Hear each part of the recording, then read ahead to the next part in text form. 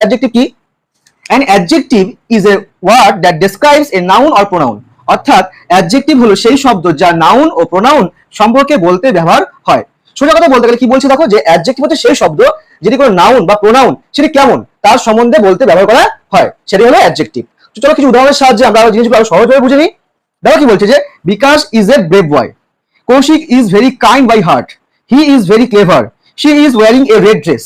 দেখো ভালো করে খেয়াল করো, উদাহরণগুলো তোমরা দেখলে বুঝতে পারবে যে দেখো কি বলছে, যে বিকাশ ইজ এ ব্রেভ বয়, বিকাশ একজন কেমন ছেলে, সাহসী ছেলে। তো বিকাশটা এখানে কি নাউন, তো বিকাশটি কেমন ছেলে, সাহসী ছেলে। দেখো আমি বারবার বলছি, আগে বলেছি যে অ্যাডজেক্টিভ হচ্ছে সেই শব্দ যা কোনো নাউন বা প্রোনাউন সম্পর্কে বলতে ব্যবহার করা হয়।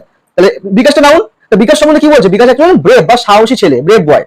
তাহলে এটা কি অ্যাডজেক্টিভ। নেক্সট কি বলছে দেখো, Koushik, Koushik is very kind by heart, Koushik মনের দিক থেকে খুবই দয়ালু। তাহলে কৌশিক কেমন, কৌশিক একটা নাউন, কৌশিক কেমন, কৌশিক হচ্ছে ভেরি কাইন্ড, সে হচ্ছে কাইন্ড, তাহলে এটা হচ্ছে কি অ্যাডজেক্টিভ।